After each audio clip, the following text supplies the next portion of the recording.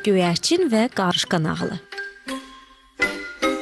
Biri varmış, biri yoxmuş. Meşə göyərçini bir yaz günü su içməyə gedir. Görür ki, qarışqa suya düşüb çabalayır. Göyərçin tez qarışqanın köməyinə gəlir. Dimdiyinə bir yarpaq alıb suya atır. Amma yarpaq qarışqadan xeyli uzağa düşür. Çayın axarı da qarışqanı xeyli uzağa aparır.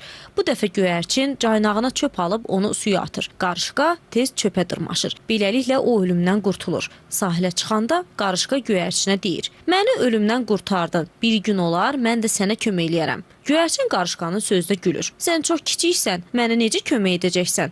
Göyərçin uçub gedir, həmin vaxtdan xeyli vaxt keçir. Bir gün göyərçin ağacın başında yuvasında rahatca yatıbmış. Bir ovçu onu çoxdan güdürmüş, istəyirmiş ki, göyərçini yatdığı yerdən götürsün. Ayaq barmağının ucunda ağaca yaxınlaşır. Tətiyi çəkmək istəyəndə qarışqa ovçunun boynundan bərk dişləyir. Ovçu tətiyi çəksə də göyərçini vura bilmir. Tüfəngin səsinə bu dəfə göyərçin oyanır. Qarışqanı görüb deyir: "Çox sağ ol dost, yaxşılığa yaxşılıq deyiblər." Mərcan nağılı. Qədim zamanlarda pişik ev heyvanı deyildi. O meşədə yaşayır, dovşanla dostluq eləyirdi. Onlar həmişə bir yerdə gəzir, ovladıqlarını bir yerdə yeyib dolanırdılar. Lakin dovşanla mərcanın şad günləri uzun sürmədi. Bir dəfə necə oldusa dovşanın bəbirlə mübahisəsi düşdü. Acıqlanmış bəbir dovşanı parçaladı. Mərcan yalqız qaldı. Təklikdən darıxan mərcan bəbirlə dostluq etməyə başladı. Ancaq bəbirin də ömrü uzun sürmədi. O da pələngin qəzəbinə düçar oldu. İşi belə görən mərcan pələnglə oturub durmağa başladı. Pələng gətirdiyi ceyranın, cüyürün ətindən mərcana da verirdi. Mərcan həyatından razı idi. Amma bir dəfə iş elə gətirdi ki, bütün günlər mərcanın gözündə qaraldı.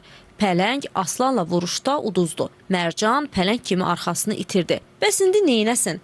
Tək tənha gəzib dolaşsın? Yox, bununla razılaşmadı. Aslanla dostluq eləməyə başladı, birlikdə yaşadılar. Günlərin bir günü fillərə rast gəldilər. Fillərin böyüyü vurub aslanı öldürdü. Mərcan öz-özünə fikirləşdi. Sakit, rahat yaşamaq üçün gərək fil kimi dostun ola. Bütün heyvanlardan güclüdür. Ona heç kəsin gücü çatmaz. Mərcan o gündən fillə dostluq eləməyə başladı. Lakin onun dediyi kimi olmadı. Ovçu fili ovladı, mərcan bərk qorxdu. Belə də iş olar. Belə balaca boyun olsun. Özün də vur tut iki ayağın üstə durasan, amma bu böyüklükdə fili öldürəsən. Yox, elə fil öldürənlə dostluq etməliyəm. Mərcan ovçunun arxasınca düşüb evlərinə gəldi.